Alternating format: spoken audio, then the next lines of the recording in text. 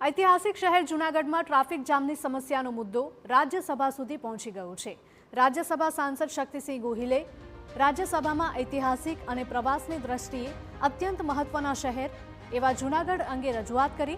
તેમણે જણાવ્યું હતું કે આ ऐतिहासिक શહેરમાંથી રેલવે લાઇન એ રીતે પસાર થઈ રહી છે કે નાનકડા શહેરની અંદર લગભગ 7 જેટલા રેલવે ક્રોસિંગ આવે છે અને જો બહારની હદના ક્રોસિંગને પણ આવરી લેવાય તો આંક 11 જેટલો પહોંચી જાય છે।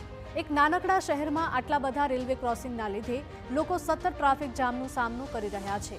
त्यारे जरूरी छे के रेलवे लाइन शहर ने बायपास करीने निकाळवामां आवे।